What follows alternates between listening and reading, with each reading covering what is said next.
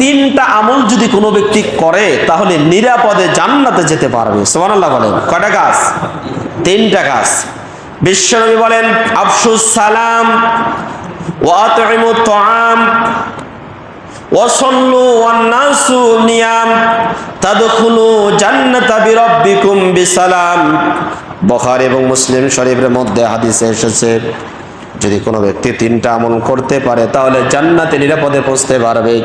এর মধ্যে একটি হলো তোমরা সালামের ব্যাপক প্রচলন করো। কিসের? সালামের ব্যাপক প্রচলন করো। আফশুস সালাম আলা মান আরাফতা ওয়া মান লাম তারিফ, মিশকাত শরীফের হাদিস। ব্যাপক হারে সালাম দাও, যাকে চেনো তাকেও সালাম দাও, যাকে চেনো না তাকেও সালাম দাও। এর মাধ্যমে বুঝিয়েছেন ব্যাপক হারে সালাম দাও। সাহাবারা একটা গাছের ওঁত হওয়ার পরে যদি আবার সাক্ষাৎ হতো তিনি সালাম দিতেন। একটা পাহাড় যদি মাঝখানে বাসত আবার দেখা হতো সালাম দিতেন। এত বেশি বেশি সালাম দিতেন। মিশকাত শরীফে বাবুস সালামের মধ্যে এসেছে হযরত ওমর রাদিয়াল্লাহু তাআলা আনহু উকাজ বাজারের মধ্যে সকালবেলা যায় দাঁড়িয়ে থাকবেন। একজন লোক জিজ্ঞেস করলো ওমর কি বাজার করবে? বলে না, কোনো কাজ নাই, কোনো বাজার নাই। তাহলে কেন এসেছো? বলে এই বাজারে যত লোক যাবে প্রত্যেকটা লোককে সবার আগে আমি সালাম দেব। সুবহানাল্লাহ। ওমরের মতো মানুষ যদি চিন্তা করে, ওমর রাদিয়াল্লাহু তাআলা আনহু এবং আবু বকর সিদ্দিক রাদিয়াল্লাহু তাআলা রিদওয়ানুল্লাহি তাআলা আলাইহিম আজমাইন এই দুইজন প্রতিযোগিতা করতেন কে আগে সালাম দিবে। একদিন ওমর রাদিয়াল্লাহু তাআলা বললেন আজকে আমি আবু বকরের আগে সালাম দিবই।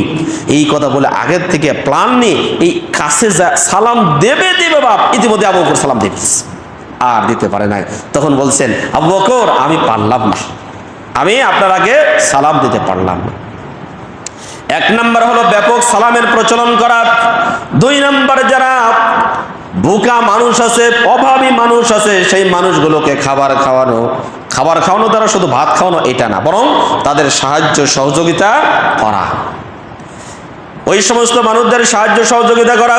তিন নম্বরে পৃথিবীর মানুষ যখন ঘুমিয়ে যায় সেই সময় দাঁড়িয়ে দাঁড়িয়ে নামাজ আদায় করে আল্লাহর সাথে মহব্বত তৈরি করা। এই তিনটা কাজ যদি কোনো ব্যক্তি করতে পারে বিশ্বনবী বলেন তাদখুলু জান্নাতা বিরাব্বিকুম বিসালাম, তোমরা তোমাদের রবের জান্নাতে নিরাপদে পৌঁছে যাও। সুবহানাল্লাহ। কাজ তিনটা একেবারেই সহজ কিন্তু ফজিলতটা অনেক বড়।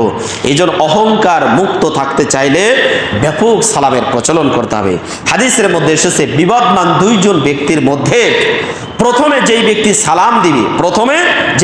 সালাম দিবে সেই ব্যক্তি সবার আগে জান্নাতে যাবে। দুইজন বিবাদমান ব্যক্তির মধ্যে যে আগে সালাম দিবে অপরজনের চাইতে এই ব্যক্তি আগে জান্নাতে যাবে। আর যারা ব্যাপক হারে সালাম দিবে তাদের অন্তরে আসলে কোনো অহংকার থাকতে পারে না। অহংকার মুক্ত থাকার উপায় হলো সালামের ব্যাপক প্রচলন করা। তাহলে আমরা সালামের ব্যাপক প্রচলন করতে পারবো তো ইনশাআল্লাহ।